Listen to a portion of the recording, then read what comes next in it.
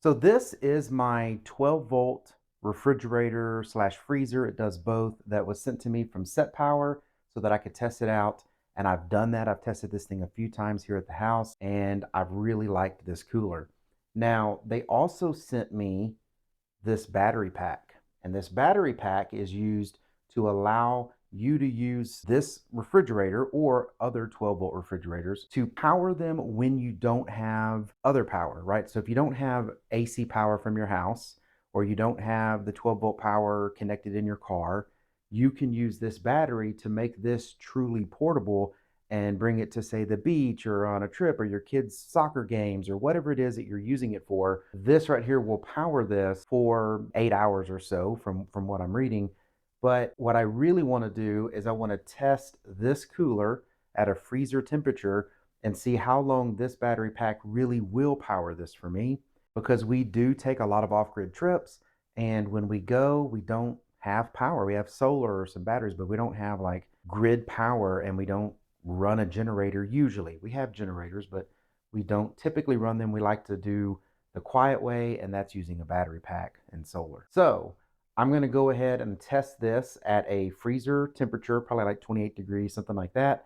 I'm going to plug it into this Set Power battery pack that they sent me, and I'm going to see how long this pack can run this cooler so I can get a good idea of what I can rely on when it comes to this battery pack. I don't want to plug it in and find out it only ran for 6 hours and then ruin your food. I want to be able to plug it in and know that I can get 8 hours, 10 hours, 12 hours, whatever it is, out of this pack and come back and all my food and everything will still be good. So let's do it. So a little rundown on this battery. This battery comes with this, of course, itself, a manual. It comes with this DC charger here that you would plug into like your car or some other 12 volt accessory plug. You plug that in, and then it comes with an AC power adapter that you can plug into your wall, whatever 110 outlet you have, and then you can plug that into the power station to charge it. It actually charges really quick. It's already fully charged. But let's go ahead and get to the test. I'm going to get this refrigerator plugged in. So I've got the portable power station now set up. Really the only setup is to just plug in the power plug. So I did that here. It's in the 12 volt port. You can see it still says 100%.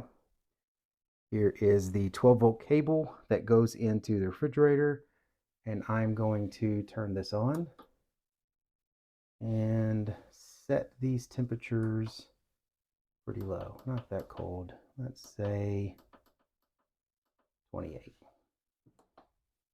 That one was refrigerator last time, but we're going to make them both 28 degrees. And they're coming down from room temperature. The fan has kicked on. It's a nice quiet refrigerator, but I can tell the fan is kicked on and it's going to start going. So I'm going to go ahead and set the timer, and we're going to see how long this power station here can run this refrigerator. All right, I've got the timer started.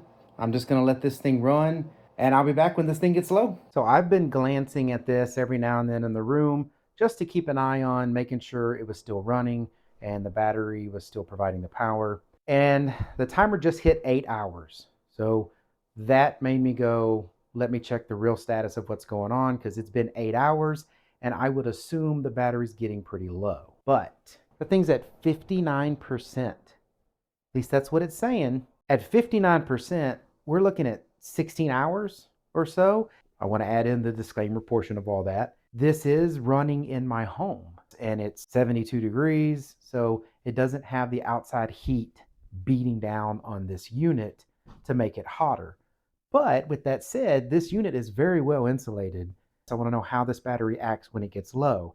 Is it going to hit 20% and kick out low voltage and then turn it off? Is it going to get to 0 and provide power all the way to that point? You know, I want to know what it's going to do. We're at 14 hours and we're at 25%. We're actually over 14 hours, about 14 hours and 10 minutes. So again, I'm going to keep letting it go to see how it's going to act. All right, so we're at 18 and a half hours. It still has 8% left. So I definitely think it's probably going to let it run all the way down to 0, and then I'm assuming this battery is going to turn off. But let's see, 18 and a half hours, that's crazy. We are at 20 hours and 45 minutes. We're down to 1%.